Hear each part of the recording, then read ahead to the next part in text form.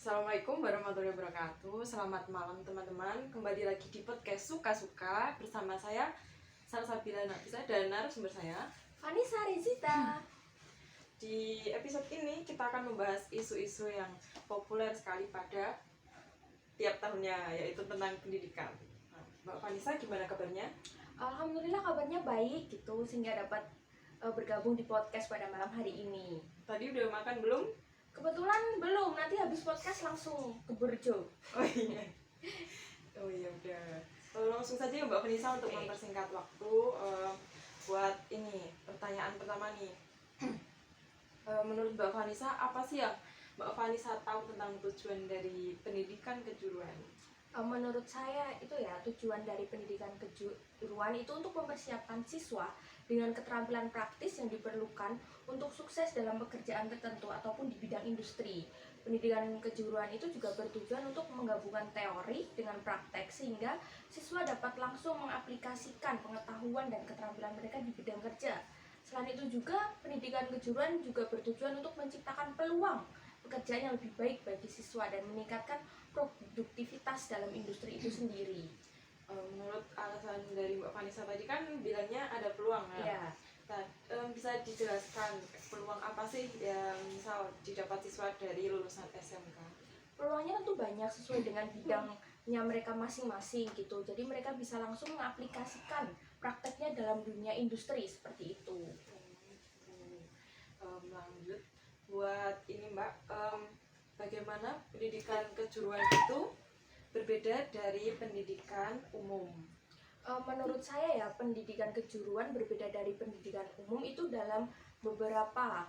Pertama yaitu kalau pendidikan kejuruan itu lebih berfokus pada pengembangan keterampilan praktis sehingga mereka langsung bisa siap dalam industri seperti itu. Di sisi lain pendidikan umum itu lebih berorientasi pada pengembangan pengetahuan umum gitu. Jadi yang kedua, pendidikan kejuruan seringkali lebih berkaitan dengan dunia kerja ya, seperti yang kita tahu gitu. Jadi mereka berkesempatan untuk magang, praktik kerja langsung di industri. Jadi perlu kuliah nggak Mbak kalau buat lulusan SMK ini? Mungkin perlu untuk menambah pengetahuan mereka lebih gitu. Soalnya kan nggak semua yang ada di SMK tuh dipelajari di perkuliahan, iya. Buat selanjutnya, manfaat apa sih Mbak Vanessa tahu tentang pendidikan kejuruan? Kalau untuk manfaatnya sendiri terutama bagi siswa yaitu mereka mendapatkan keterampilan praktis sehingga mereka langsung bisa untuk masuk di dunia industri. Jadi itu meningkatkan peluang mereka untuk mendapatkan pekerjaan dengan gaji yang layak seperti itu. Terus juga pendidikan kejuruan ini membuka pintu berbagai karir di berbagai sektor industri. Siswa itu dapat memilih menjadi montir, teknisi, ahli listrik ataupun yang lainnya gitu sesuai dengan bakat dan minat mereka.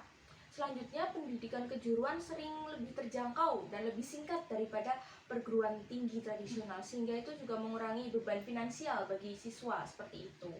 Berarti gajinya tuh sepadan nggak Mbak kalau misal dari lulusan SMK sama lulusan kuliah? Kalau untuk gaji sendiri sebenarnya tidak sepadan, soalnya itu juga diatur dalam KKNI seperti itu. Ada strata-strata tersendiri dalam pekerjaan di Indonesia. Kalau untuk SMK itu stratanya lebih rendah daripada perguruan tinggi, tapi kemampuan mereka belum tentu kalah dengan perguruan tinggi seperti itu. Berarti bisa langsung ke top gitu? Kalau langsung ke top mungkin belum bisa, mereka harus melewati berbagai jalur seperti itu. Yang penting punya sertif nggak sih Mbak? Iya sih, sertif itu juga penting juga untuk bisa dapat mungkin naik ke level yang lebih seperti itu. Kalau mau masuk ke industri-industri kan mesti ada tantangannya ya kayak itu. Berarti tantangan utama yang dihadapi oleh pendidikan kejuruan itu apa sih? Kalau untuk tantangannya nih ya, yang utama itu sepertinya tuh perubahan dalam teknologi dan tren industri gitu. Perubahannya kan cepat sekali ya untuk saat ini gitu. Jadi tuh pendidikan kejuruan tuh juga harus berkembang mengikuti yang di industri seperti itu. Soalnya kan dalam pendidikan kejuruan itu kan mereka kan berporos pada industri. Mereka akan mempersiapkan siswanya untuk masuk ke bidang industri sehingga siswa harus siap nih apa saja yang dibutuhkan dalam industri seperti itu. Kalau menurut Mbak Vanessa, tantangan yang paling sulit dihadapi oleh siswa SMK itu apa? Mungkin kalau tantangannya selain itu juga ada stigma nih. ada stigma terhadap kejuruan di beberapa tempat dan persepsi bahwa pendidikan kejuruan itu kurang bergengsi ya dibandingkan dengan perguruan tinggi. Itu juga yang menghalangi beberapa siswa untuk pendidikan kejuruan seperti itu. Kayak mungkin berpandangan kalau aku udah punya skill ini ngapain kuliah gini. Iya, seperti itu juga termasuk tantangan juga. Jadi kayak, pengennya langsung kerja Iya. gitu. Nah, itu bagaimana sekolah lembaga pendidikan kejuruan dapat meningkatkan relevansi kurikulum mereka yang sepadan dengan kebutuhan industri. Untuk sekolah dan lembaga pendidikan kejuruan agar dapat meningkatkan relevansi kurikulum itu dengan berbagai cara ya. Salah satunya yaitu mereka menjalin kemitraan dengan industri. Ini tuh dapat memahami kebutuhan apa sih yang diperlukan di industri sehingga dapat melatih siswa untuk mereka terampil dalam kebutuhan yang di industri itu tersebut. Terus yaitu selanjutnya pendidikan kejuruan dapat mengadakan dialog reguler nih dengan komunitas industri melalui forum diskusi, lokakarya ataupun panel diskusi. Ini dapat membantu mereka memahami tren yang baru, perkembangan teknologi dan kebutuhan pasar kerja. Ada lagi Mbak? Apa cuma itu aja?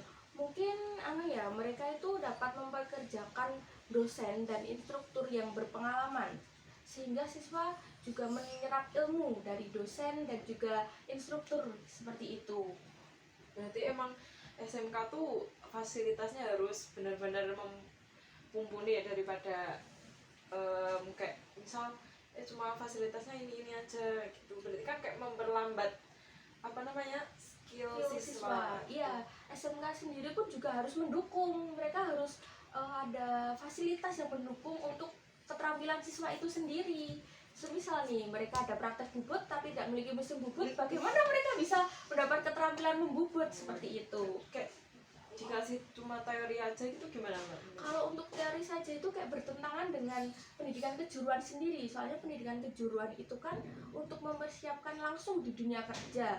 Sedangkan di dunia kerja itu teori itu sepertinya kurang dan mereka lebih mengandalkan ke prakteknya langsung. Tapi Seperti ada itu. nggak sih misal SMK tuh misal ada pelajaran pengelasan, nah itu cuma teori aja nggak ada prakteknya gitu, ada nggak?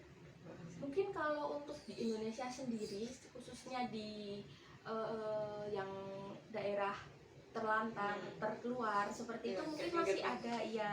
Soalnya kan alat-alat seperti itu juga masih mahal. Ini juga menjadi salah satu PR nih bagi Kemendikbud gimana untuk mensetarakan seluruh pendidikan di Indonesia. Lanjut lagi, apa cukup Mbak Vanessa? Mungkin cukup aja ya. Mau ada acara habis ini? Iya, soalnya ini habis ini mau makan dulu kan. Habis itu ada acara untuk mengerjakan tugas.